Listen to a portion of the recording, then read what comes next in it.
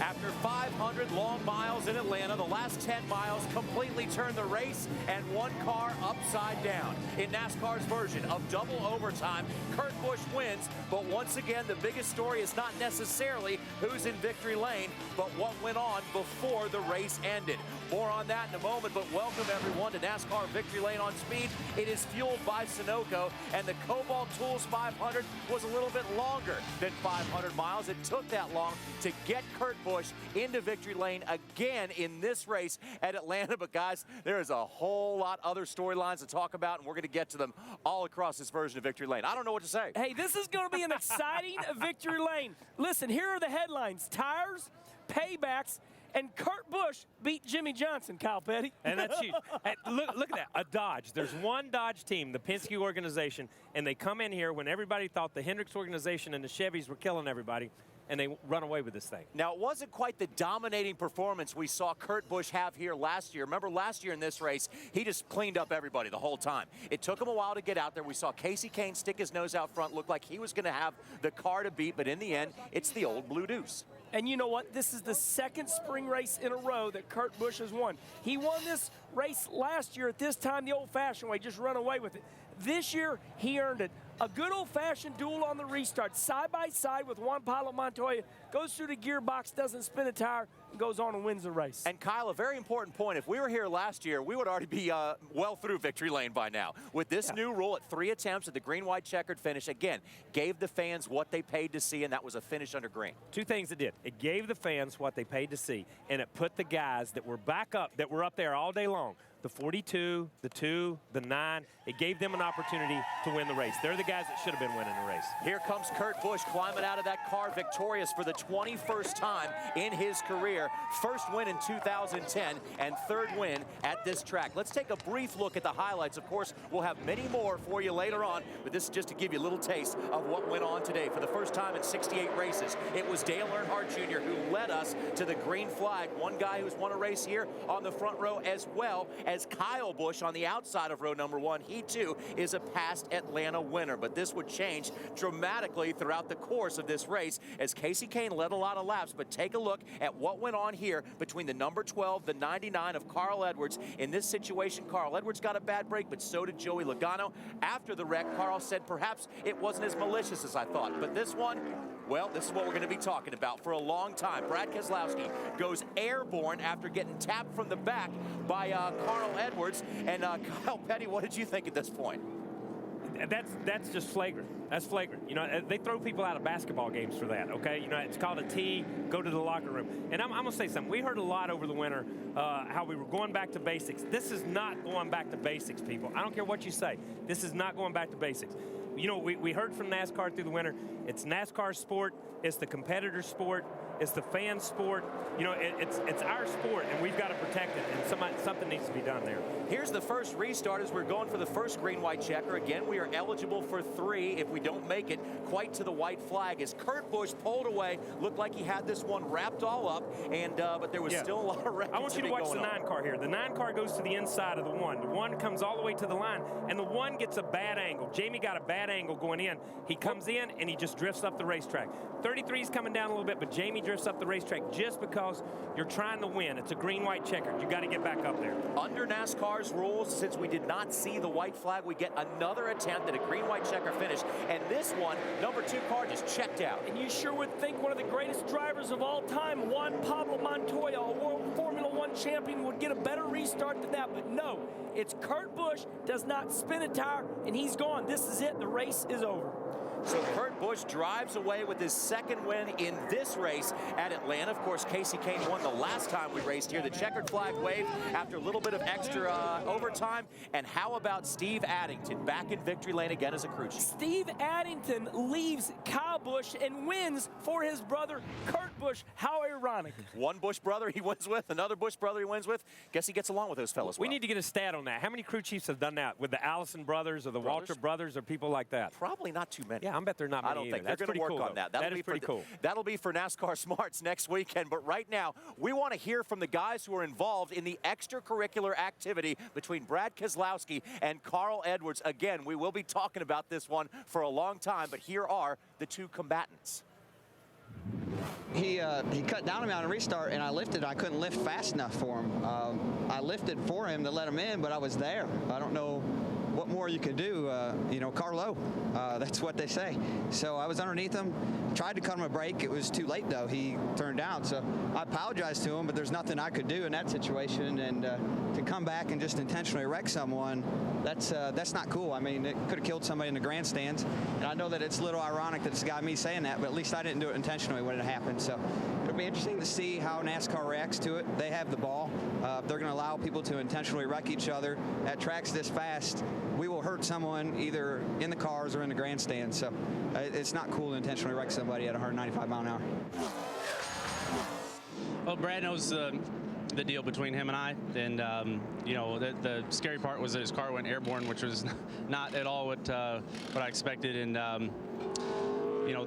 the end of the day, we come out here to race, and people got to have respect for one another, and I have a lot of respect for people's safety, and I wish that wouldn't have gone like it did, but I'm glad he's okay, and we'll just go on and race some more, and maybe him and I won't have any more incidents together. That'd be the best thing. So Carl Edwards was parked. He was called to the NASCAR hauler. And gentlemen, I don't think there's any question that now Carl will be on Dean Wormer's double secret probation after this for the rest of the season. You know what? JR was looking at Kyle Petty, and Kyle Petty said, nope, you take this one. You started, I'll finish it, by God. I'll finish it. No matter what, race fans, this is drama. This is what you, the fans, have asked for. NASCAR, this is an awesome show. Green, white checkers have saved NASCAR, but let me tell you what else has saved NASCAR is this. It's back in the driver's hands. It's not about the race car anymore. We're going to be talking about this one all week. Why? Because we'll show you some replays. It's a shame that Carl had white gloves on. We got to look. Okay. Carl, if he There's had... the low angle. That's a low angle. If Carl would have had black gloves on, everything might be okay, but here's the problem. Look at the white gloves. Wham. And this is what this is what we hear on the scanners. This is why NASCAR called him to the trailer and parked him. So, what do you think, Kyle? If black gloves, would that have helped? No. His fingerprints are all over this. He can't wear any gloves, dude. Let me tell you something. And I started to say it before. If this is our sport and we depend on NASCAR and we want to put on the best show we can for the fans, we're in this together. This is a black eye on the media. This is a black eye on NASCAR. This is a black eye on the competitors. This is a black eye on everybody. I don't care. This is wrong. That was a blatant, flagrant foul, and he ought to be parked. He shouldn't show up at Bristol, and that's just my opinion. Brad Keselowski said, the ball's in NASCAR's court. We're going to see if they've got a pair now. And I'm throwing it out there, dude. That's all I got to say. Because they need to park him and send him home. No. You're not Jimmy Spencer. I'm sorry, dude. That's wrong. That's wrong. I'm sorry. That is wrong. And I'm going to get fined for it too. I'll get fined for it too. And I don't mind telling you how I feel because that is wrong. I think Brad had the perfect comment. People in the grandstands, he is a driver. You don't take it out on people. We hear so much about road rage. We hear so much about what's going on. You don't take it out with your car. We all have. This is not the pot calling the kettle black. I've wrecked people on purpose too. But that was a blatant, flagrant foul. And I'm telling you, he needs to be sitting at home watching it on TV, listening to us next Saturday or 2 Saturdays from now, not at the racetrack. Well, we promise we will continue to chronicle Kurt Busch's win here because that was pretty big too, but also we'll continue to talk about this late race wreck between Brad Keselowski and Carl Edwards as Kurt Busch celebrates yet another win. NASCAR Victory Lane is fueled by Sunoco, the official fuel of NASCAR. Put the fuel of NASCAR in your car. And brought to you in part by Nature Valley Granola Bars, the taste nature intended.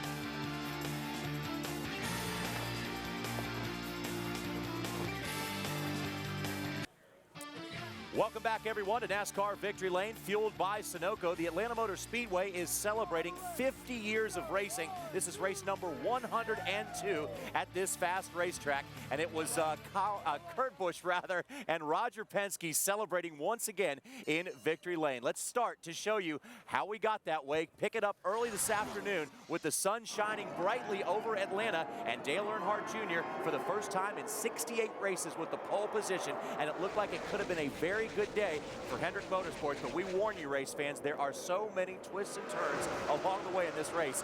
Kenny, you start us. I said to myself, Kyle Busch wants to steal the thunder from Dale Earnhardt Jr.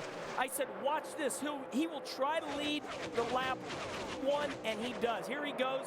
He goes driving into turn 3, and this is lap 1, and he does lead it. So not too long into the race, in fact, lap 3, it was Robbie Gordon who had the outside of his tire come off and therefore put him into the wall in a P43. And at this time, I really thought this was low tire pressure. You know, you're just starting a race, and it's like, did he get into somebody that something happened? You see it on one of the replays where it just comes apart. The driver that won the last time we raced here in the fall at Atlanta, Casey Kane, goes to the high side and passes Kyle Busch.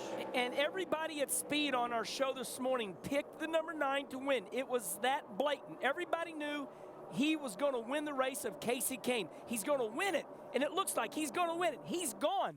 He obviously hit the setup very well. Yeah, and here's the in-car of the 6 car, you know, blowing a right front tire and getting into the wall, but he had already been in the wall right here. This caused David Reagan's problems right here. He bounced off with the right rear. He run another couple of laps, and you see him come right in.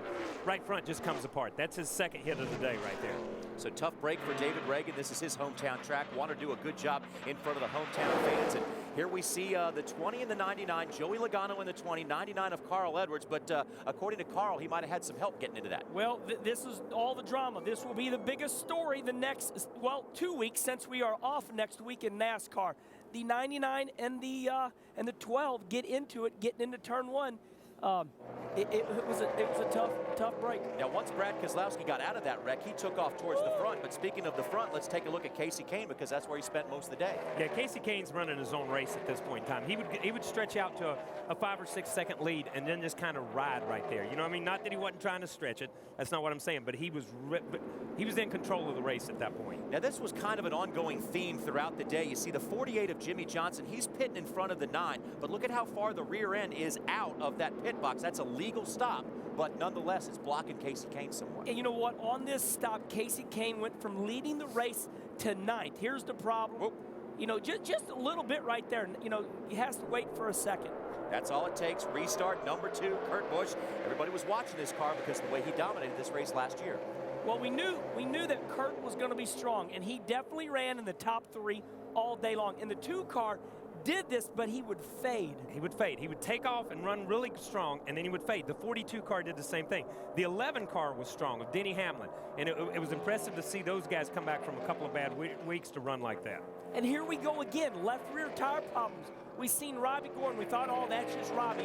His car's never handled good. But when Mark Martin had left rear tire problems, everybody on pit road, their ears perked up, their eyes went, uh-oh, we have problems here at Atlanta. Yeah, because Mark Martin is not hard on tires. If you could pick one driver out there who's not hard on tires, Mark Martin would be the guy. Denny Hamlin up there battling for the lead. We haven't heard a lot from the 11 car so far this season, but he had a good run going at least early in this day. And this is what is great about Atlanta. You never know who's going to show up. And here the 11 comes from mid-pack, and he's trying to take the lead right here. Here's where the wheels somewhat started to come off for the Hendrick Motorsports crew as Jeff Gordon comes down under a green flag, loses some position on the racetrack. But of course, before this, the 24 was way out. Look at the right front tire there. The 24 was way out in front of everybody. Yeah, first of all, we start out with left rear tire problems. Now this is the right front on Jeff Gordon. So trouble here for a guy who really wanted to run well. Here, another tire problem for Joey Logano, Home Depot headquarters here. Yeah. And you know, guys, from Goodyear, Stu Grant put out a release midway through the race and said, look, the trouble with the tire is the debris on the racetrack and overly aggressive setups from the teams. That was a word from Goodyear. I may give them a little bit of the overly aggressive setups because a lot of the right fronts were torn up on the inside. I don't think Joey's tire had anything to do with an overly aggressive setup. He'd already been in the wall a couple times. But if you looked at the 14, you looked at the 24, you looked at the 48, a number of cars had that inside with that aggressive camber angle, and they would wear that out. Now, the left rears, that's a totally different deal. I mean, we're basically, when you put wedge in a car and you're talking about cross weight, and you got right front, you got left rear, and you jack weight in a car like that. And those were the 2 tires that seemed to be the biggest problem during the day. Well, we're going to take a quick break here on NASCAR Victory Lane, fueled by Sunoco. We are within firing range of the Champagne, so we may want to take cover here for a moment.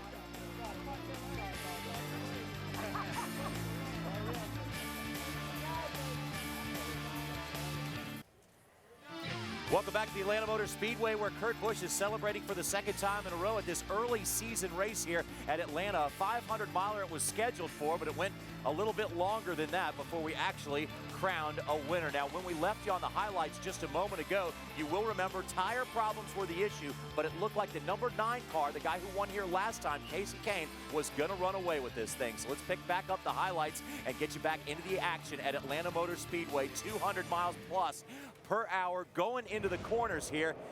And here we see trouble for David Rudiman. And this is not tires. David Rudiman, Michael Waltrip Racing, looks like they blow a motor. And Kyle, they go under the hood, and watch here. As soon as they look under the hood, they say, we're done. Yeah, and you know, we saw the 47 car earlier in the year. Out of the same shop with the same engines have trouble. Here comes a great battle here for the lead up there. Juan Pablo Montoya, remember, this is one of his favorite racetracks. Finished 3rd here last time we ran this race. And this was when people were already talking about having some issues with the tire, and they're like, we're just going to take it easy when they drop the green flag. Juan didn't get that memo that day. Okay? I don't think Juan takes anything easy. He didn't get the memo on that restart.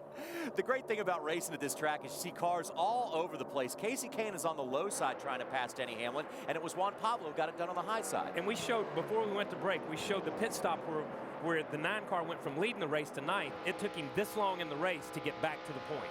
We still have a long way to go and many twists and turns. Kenny's a 2 and the 9. Kurt Busch and Kasey Kahne again show why they're the class of the field today. And this is what we've seen last half of the race. Kurt Busch would just dominate the first 15 to 20 laps, and then here would come Kasey Kahne, really good on the long run as he looks to the inside of Kurt Busch. And race fans, this is the battle of the beer cars. Bud on the inside, Miller on the outside. Don't you know the breweries were on their feet? Denny Hamlin may be interested in having a beer at this point because the tire goes down on the number 11 as he just got bad break after bad break. And Kyle, this is the left front. We've covered every area on the car except the right rear. Yeah, we have. And I don't know what happened to this tire because this tire's not even spinning on the wheel when you look at it. I don't know what was locked up, but that's the first left front we had seen. What a great battle for second place here as Juan Pablo Montoya is on the low side, Matt Kenseth on the high side. And go. You know what? Matt Bratt comes out of nowhere. He runs in the top 10 all day long. Matt Kenseth finishes 2nd in this race. He's starting to surge right now. And we think too much alike because I was getting ready to say, where did Matt Kenseth come from? I hadn't seen him all day until this point. Well, you're going to see a lot of cars coming out of nowhere to challenge for the lead in this one, but it looked like right now this was all Kurt Busch's race. And it was early because, like I said, this is what we've seen every restart. But now watch. See how quick the 9 is gaining on him?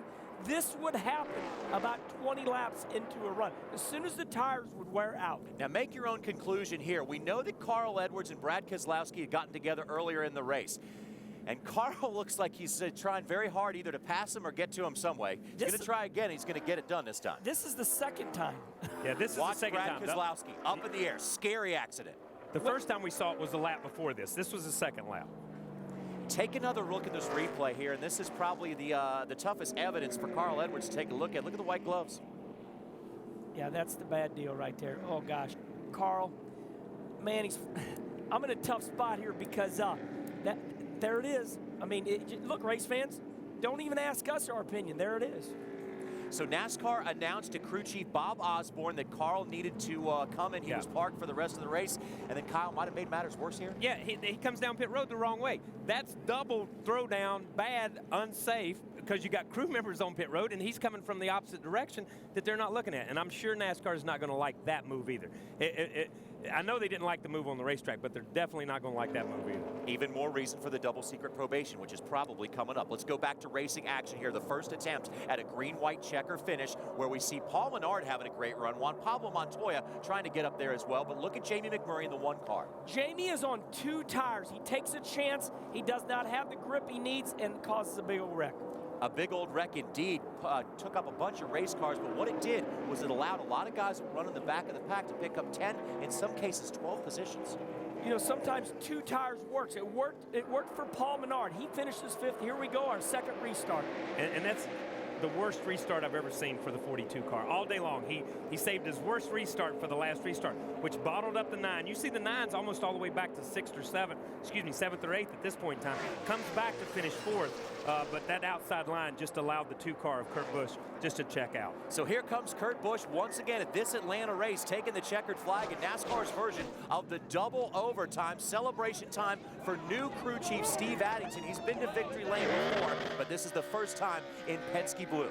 This is going to be big for Steve Addington. He was down on his dauber, comes back and wins with a new driver. Best finish ever for Paul Menard. Another great finish for A.J. Allmendinger. And take a look at the Red Bull cars, 83, 82, Vickers and Speed, both in the top 10. Hey, I mean, this is big. Paul Menard and Scott Speed, guys that could not even stay in the top 35 last year, now they're probably top 15 in the points. Yeah, 4th, 5th, and 6th is Richard Petty Motorsports right there, which is a huge step for them moving forward this year.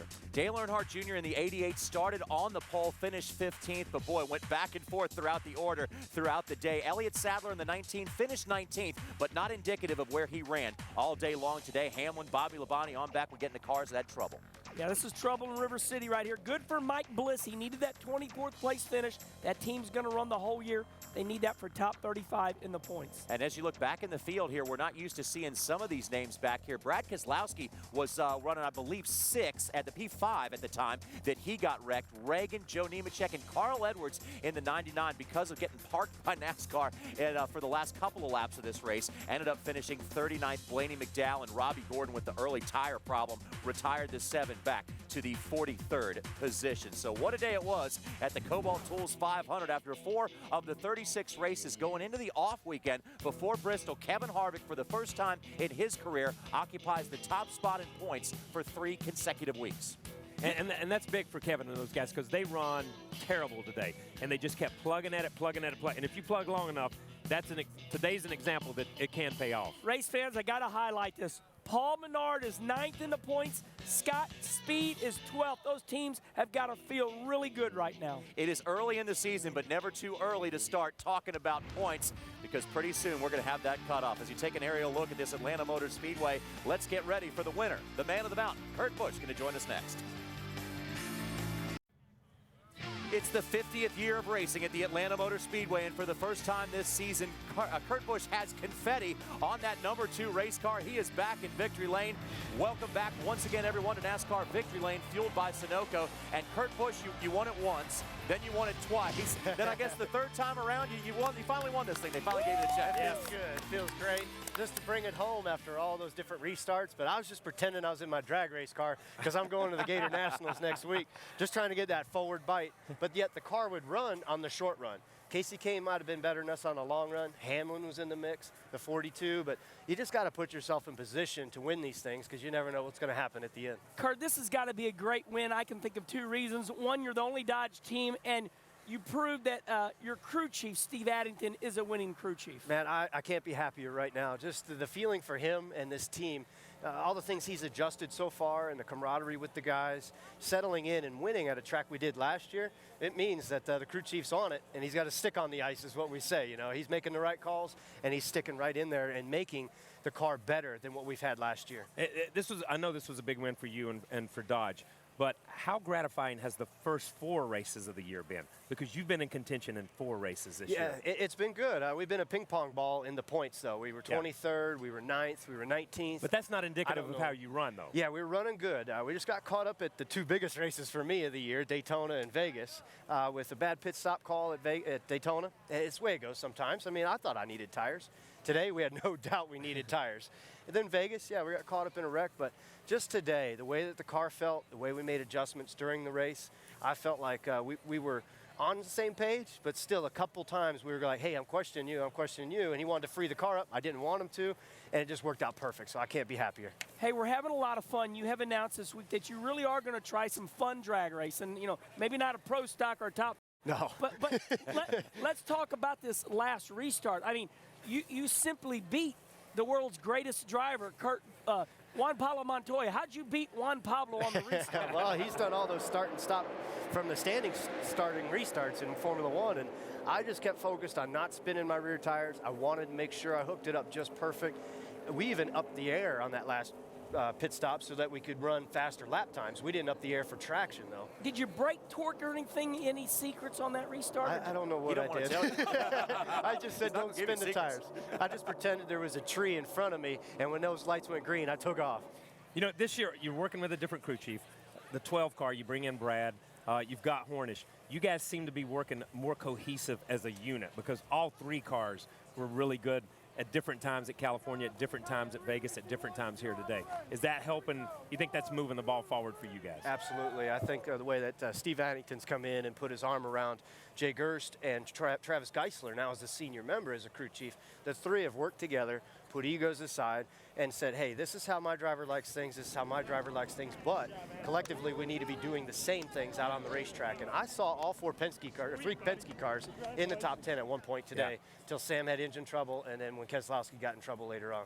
Hey, you know, we certainly don't want to overshadow this victory for the team. There's going to be a lot of talk about your teammate, Brad Keselowski. I don't know what kind of view you had, what you heard about that, but there was trouble between him and Carl. Yeah, I just assumed it was the 11 car. But no, I heard that the 99 car, oh, wow. Oh, man. Oh, my gosh. Holy smokes, I hadn't seen that, guys. Yeah, that was a little scary. We're so glad that Brad was okay. But Kurt, take a look at this replay, and this might be some troubling evidence as you look at the hands of Carl Edwards. Well, that's not nice. That's not nice at all.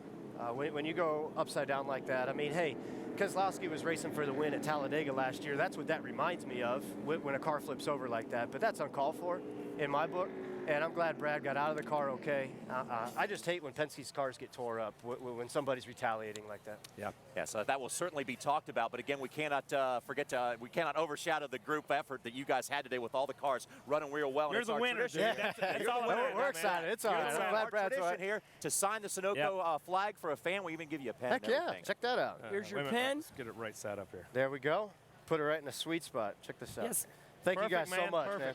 I got it. Kurt, congratulations. Each week here on NASCAR Victory Lane, fueled by Sunoco, one lucky fan will receive a Sunoco checkered flag autographed by, this time, Kurt Busch, winner of the race. To win the flag, go to Sunoco and figure out what you can do to enter.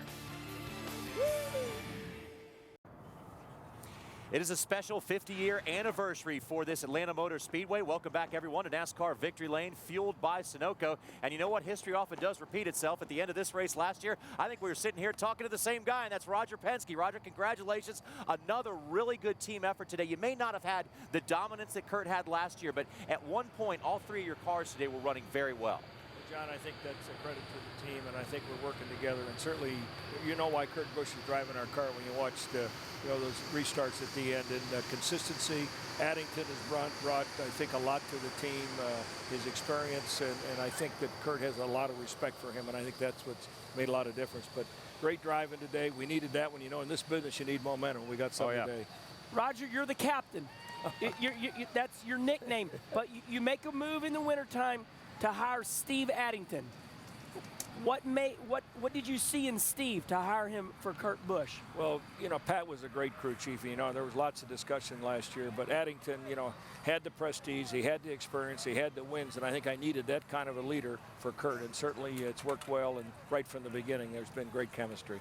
Yeah, we talked over the winter at the media tour during the PRN show, and this is you right here. This is you guys. Y'all are the only Dodge guys. You know what I mean? Right. So you're like a by factory. ourselves out there. You've been there. You've been there with us. All by yourself out there on your own. How gratifying is that to come here and you look around and you say, we're the only guys in the garage area with this tag? Well, I think, Kyle, the great thing is that Dodge stayed with us. They went through a tough time as they went through their bankruptcy, but they said, Roger, we're going to stay in racing. And they did that, and I think the support has been terrific. So to put them in victory lane this early, it bodes well for us, hopefully, for the future. Yeah. Roger, congratulations on the win, but I got to ask you, it's gonna be a big story this week. Brad Keselowski, your driver, flipped violently down the front straightaway. The highlights are going to be all over. What is your viewpoint of this hellacious wreck? Well, number one, I think that these guys should sit down and talk about it, not have to do this on the racetrack. And, I looked up, they said yellow, and I looked up, the next thing I saw the 12 going sideways, landed on top of the guardrail there and the walk. But, it's unfortunate. I respect all these drivers. There's, I guess they're race drivers. That's why you got that spell. But this is a blatant attempt to dump him. We saw it start on the back going into 3. There was a little bit, and I think the spotter said, watch the 99. And unfortunately, I guess this was payback for Daytona. But at the beginning of the race, I saw that. I didn't think that Brad got into him. I think that was kind of a racing accident. But I want to sit down, with Brad. I want to sit down with Jack. and also Carl, they're good guys, and say, look, guys, let's get on racing, because we have a lot of nationwide races to run side by side with Carl, certainly. And as we take a look at the earlier wreck that went on here, we certainly don't want to overshadow, Roger, the fact that Brad was doing a tremendous job in the car today, up in the top 5 for a lot of the time. Well, I think Sam also. We had good cars. You know, it's so hard to get momentum, and I think today we had it. And then we had a little bit of trouble, I guess. We might have lost a valve spring with Sam, and Brad did a terrific job. He just needed that confidence, and we were there. But to get dumped like that, I can't believe it. Wow, I mean, yeah, I'm kind of speechless about it. What? Yeah. You know, I mean, we can keep talking. You have so many facets of your life. What's up with the Indy cars? What's happening? And NASCAR is off next week. Well, listen, that's where we're going to have our first race in Brazil. We got 3 good guys there: Briscoe, Keslowski, and Edwards, and Will Power. So hopefully, with this momentum, will take us into Brazil. Wow. But you know, a lot of Brazilian drivers, we're probably going to have to finish behind them, maybe. And Roger, as long as you've been around this game, you know how difficult in any brand of motorsports, how difficult a win is. And you must appreciate these ones, each one in and of itself. Well, winning in NASCAR is special, I can tell you, because when you look at the quality of the teams, and, you know, people talk about Jimmy Johnson. Jimmy Johnson is a great race driver. He's driving for the best team in the history of NASCAR. So, you know, at this particular point, we're just glad to be up there and be competitive. And I think when I go home on a weekend, if we've been competitive, I feel good. But, you know, we haven't been that way for many races. But I think the start of this year was good. We got wrecked last week. But to see Sam come on, certainly Brad come on, and a lot of new people. So, as Kyle knows, you got to keep changing it up, and that's what we're going to do, because we got to be in that leadership position sometime here. Did Roger Penske just say that Hendrick Motorsports was the best team in the history of NASCAR? Well, then I thought about this guy sitting next to me. You know, You're right. As soon as I said that, you know that. As soon as I said that, I knew that I probably. Oh my God! No. Leave it to old Harmon. I'm going to tell you One what, of the very best. I remember when this man came around with that Matador and with that Javelin and with Donahue and those guys, and that was the coolest, baddest car in the world, dude. Hey, I I'll don't tell care. you a story. When I was racing at Indianapolis Raceway Park on the road course, your dad, it was his first road race. That's how far I go back. No with him. way, man. You were a good race car driver. Yeah, oh yeah. You were. I don't know about that, but Congratulations. we need to have good guys driving today. We do. Thanks Today, again, Roger, you're guys. the owner in Victory Lane. Congratulations on a great team effort from all 3 of your cars. We appreciate you stopping by and talking to us. Congratulations. Enjoy this one. I want to come back again. I can tell you guys. It's always a we want pleasure. you I to watch come you back. every weekend, so I want to be We'd love back. to have you Thank back, you, Roger. And you know what? This is a great win to have, because you get 2 weekends to celebrate it. You'll be the winner until That's a Bristol. good idea. Now, there is $1 million on the line for the Legend Cars at Charlotte Motor Speedway, July 14th through 17th. That is a huge, rich purse for those little cars. For more information, visit uslegendcars.com and be there to get your piece of the action. Welcome back, race fans, to NASCAR Victory Lane, fueled by Sunoco. We still have beautiful blue skies around this Atlanta Motor Speedway as they are celebrating race number 102 at this very fast racetrack. Now, guys like Juan Pablo Montoya, well, they like to go fast. As a matter of fact, Juan likes this track so much, the last 2 times he's raced here, he's finished in the 3rd position. Let's go to Bob Dillner, who talked to P3 Juan Pablo. Juan Pablo Montoya strong all day, but how about that finish of that race? It's kind of crazy, but, you know, we put tires there at the end, and it was just too tight on new tires, and it's okay. Spun the hell out of the tires. You know, Kurt got me by surprise. Went a little bit before the first line and really surprised me, but it's okay. You know, it's what it is. Couple cars real good all day. Kurt Busch just amazing. Did anybody have anything for those top guys? I think the 9 car was the strongest car. 9, 11. My order would say probably 9, 11, 2 on us in a short run. In a long run, I probably had, you know, once we figure out the end, I probably had one of the fastest cars in the long run. So I'm pretty happy. Pretty happy, especially after 2 37th place finishes. It's good to get back, I'm sure. Yeah, but, you know, 37 finishes is not because we don't have pace. You know, we've been top 10 every week, so just got to keep doing it. Bad luck bites you sometimes in racing. Today it was good for Juan Pablo Montoya. Yeah, I'm going to tell you, he said, you know, they were a little wild out there, but I spun the tires. Kurt caught me off guard, and I spun the tires. And that's Kurt's experience on a restart. I'm telling you right there. And that's a little bit of Juan's inexperience, thinking that Kurt was going to wait until the line and play fair on the last restart. Green, white, checkered. You get here by that way. That's how Kurt got here today. And you know, he just spun the tires and held up the whole outside line, man, which really messed everybody up. Well, Juan Montoya said it. He said perhaps the strongest car overall was the number 9 of Casey Kane, who won the last time we raced at this track. Didn't happen for Casey Kane, but he still came home top 5. Let's go back to Bob. An interesting end of the race for Kasey Kahne. Had a great car all day long, but interesting restart. Kind of got messed up a little bit. Maybe cost you a shot at the victory? No, we weren't good enough at the end. We were that good the whole race, and we just kind of got tight at the end, and we couldn't get the car freed up. But you know, it's a good day for our Budweiser Ford. The restarts didn't. I was terrible at them all day, and then right there, I actually felt like I got a good one, and Juan spun his tire, so I tried pushing him, and then we're both sliding, and it was just kind of a mess. But we both ran good. Actually, Juan ran really strong all day too. We ended up 3rd and 4th, and it was a good day for us. What about that deal with the one car? I mean, that was pretty wild there and seemed to trigger that crash. Yeah, I don't know if it triggered it or not. He tried blocking me, and I wasn't getting blocked at that point in the race. We were good, and he really wasn't that good. So at that point, I had a huge run. I'm going by him, and he tried blocking. I don't know what happened after that, but I cleared him.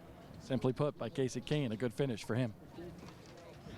You know what's interesting about Kasey Kahne is he really ran good in the fall race here. He won it in a Ford, okay, or Dodge, excuse me, in a Dodge. He comes back in a completely different make of car and contends to win. So it tells me that his crew chief and he himself as a driver know what they're looking for, because when you come back with a complete different body configuration, although these are what they call the new cars, you know, the bodies should be the same. But Kyle, I was very impressed that he comes back with a complete different motor, complete different car, and runs just like he did in the Dodge. Yeah, and you know how that is. Some racetracks a driver just likes, and obviously Kasey and his driving style fits this racetrack, man. And Atlanta's always been a Ford racetrack. If you go back to in the history of the racetrack, it's been a Ford engine racetrack. So, man, it was good. It was good to see all the Fords run good. The Roush Fords run good. The Richard Petty Motorsports. It's good to see Ford up in there mixing it up with them this week. Now, we have heard Kasey Kahne been asked this question a lot of times, even at other racetracks with other fans of other racetracks around.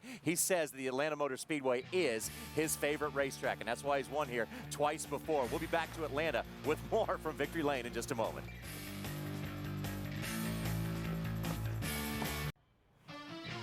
Welcome back to Atlanta. You know, this is the only racetrack where once you win, the driver gets a big trophy, but the crew members also get a trophy as well. They get a scaled-down version of that big old wrench. Welcome back to NASCAR Victory Lane, fueled by Sunoco. And you know what? Over the years, you tend not to talk about Paul Menard because he doesn't wreck. He doesn't finish in the back of the pack. He just quietly finishes in the middle of the pack and does a good job. But his best finish ever was today, a top 5 finish. And also, we're talking about Paul Menard being in the top 10 in points as well. Let's go back to Bob Dillner. Taking a chance is part of the game, and Paul Menard and the boys took a chance today, and it paid off for you. Well, unloaded on Friday, the car was fast, and you know, qualifying's big. We didn't qualify as good. We struggle with qualifying. I have my whole career. We seem to race good.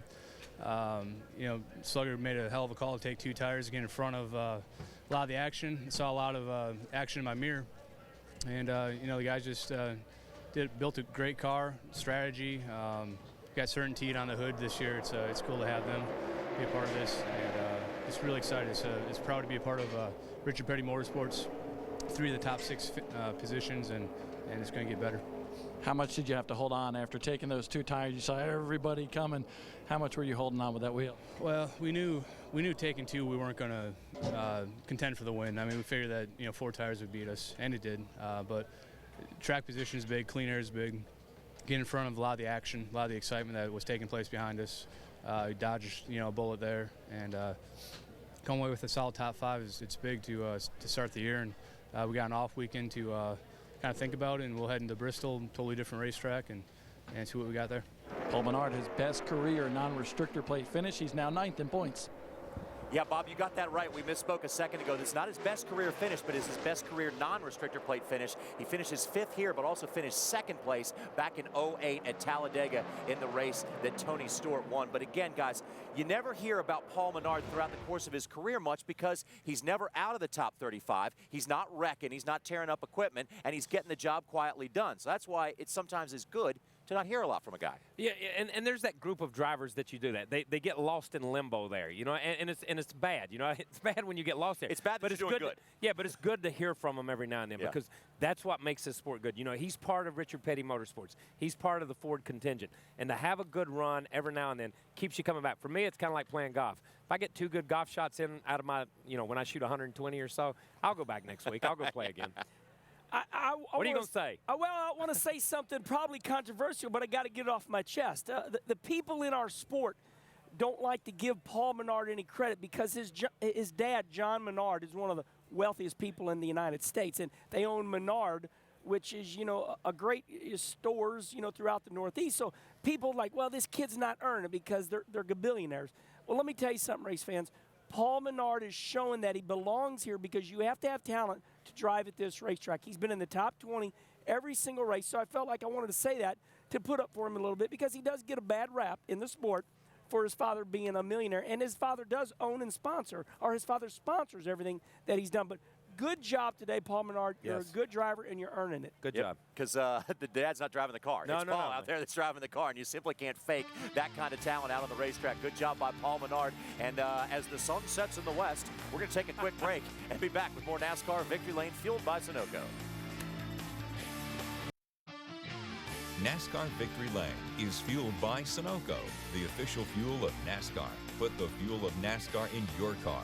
Brought to you in part by eHarmony.com. Are you ready to fall in love? And by Polaris, the hardest working, smoothest riding off-road vehicles. Now at your local dealer.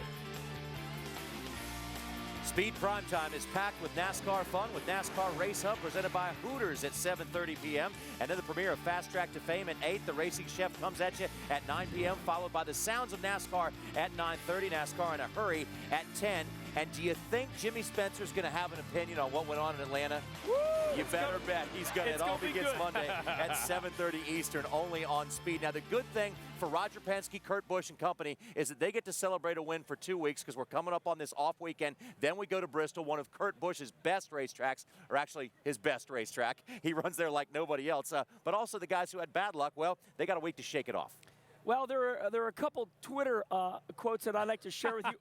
Can you? Oh, yeah, I can share them. Okay. Kevin Harvick said that Jimmy Johnson has a horseshoe, where. Inserted in some particular part of his anatomy. So he comes back after the race, and it was really funny. He says, Kevin Harvick, quote, "I got a piece of that horseshoe." And then one last one. Michael Waltrip says, "I think Carl Edwards wishes he would have done what he did on the backstretch." So just a little fun here. That's good. Hey, man, Carl, everybody gets mad. Everybody said we don't want to gang up on Carl. He's a great race car driver and a great dude. But when you're in front of the TV camera like that and we see what we saw today, it's probably hard for NASCAR not to look directly at it. Yeah, and here's what happens. Everybody gets mad. Everybody does stuff, okay? Very, very, very, very, very, very, very, very few people do it at a big racetrack, okay? And that's the difference. You don't do it at Talladega. You don't do it at a place like this. Okay, Martinsville, loop the guy. You know what I mean? Okay, at Bristol, loop the guy. I don't care. You know what I mean? We've all done it. I mean, and we've all had it done to us. Okay, so let's be honest about it. But this was ugly right here, and I'm looking forward to this week to see what comes out of. Okay, someplace. We will keep a close eye, and of course you can tune into the Race Hub and find out what goes on throughout the week. And also, by the way, we're heading to Bristol next, and then Martinsville. So who knows what may happen there. We want to thank everybody for coming along for the ride on this weekend at the Atlanta Motor Speedway. Congratulations, AMS, on 50 years of racing. Now let's take a look in the rearview mirror.